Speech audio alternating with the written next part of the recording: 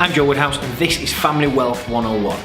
Okay, so if you had to leave the UAE, either through choice or through loss of job, would you know what to do? Well, if not, stick around to find out.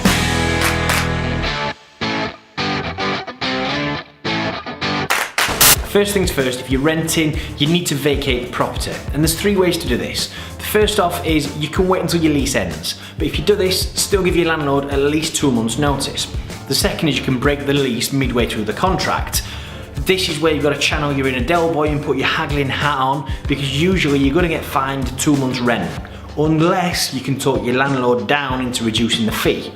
Or the third is you can transfer the lease. Basically find someone to take it over from you. But if you do this, make sure you do it legally and get any post-dated checks back from your landlord or from the letting company that's managing it.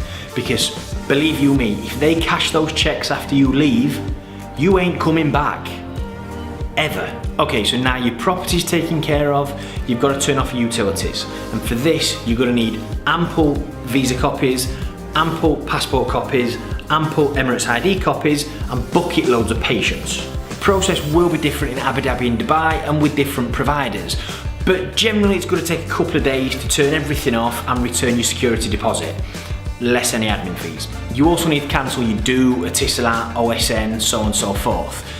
This is going to be a lot more straightforward, but know where the quietest branches are, such as myself in Abu Dhabi. I use Raha Mall, or behind Spinneys in Khalidiyah, the dead, all the time. Avoid the main branches because you're going to be there all day. And if you're in the middle of a contract with eLife or OSN, expect fees and penalties to exit it, such as you would do back home. Chances are you've built up a lot of crap, or goods as my wife calls it.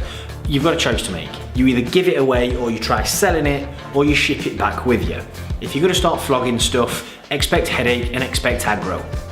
Especially if people realise you're leaving and you're desperate for a quick sale, they're really going to drill you on the price. So be organised with this and don't leave it so it's a mad rush the week before you're flying home. Same goes for selling your car. If you allude anywhere on the advert that you need a quick sale or that you're leaving the UAE, expect a rough ride.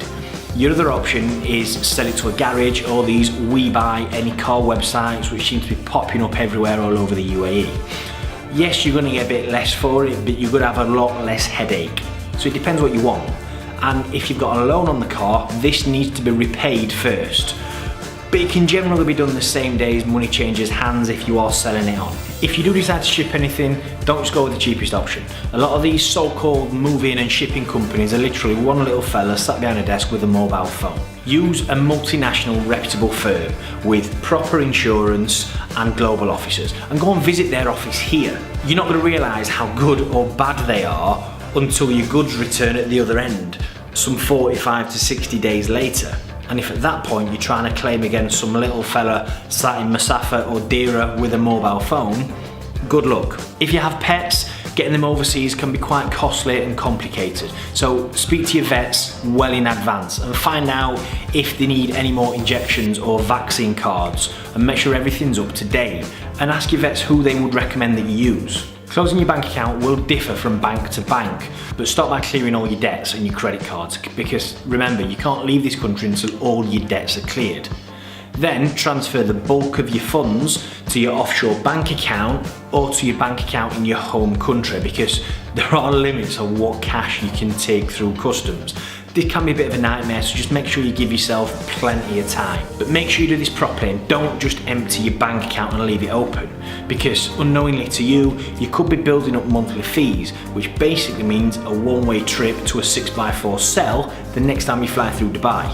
And finally, if you've got kids in school at any age, you need to apply to the school for a transfer certificate, also known as a TC. It costs 30 dirham, and what it proves is that you left the correct way, there were no unpaid fees or no other issues when you left. Okay, so I hope that cleared things up for you. And look, if you leave the proper way, it's not all that complicated, but it is quite a time-consuming process. If you've got any questions or any feedback, feel free to drop me a comment below or drop me a private message. I'm Joe Woodhouse, and this is Family Wealth 101.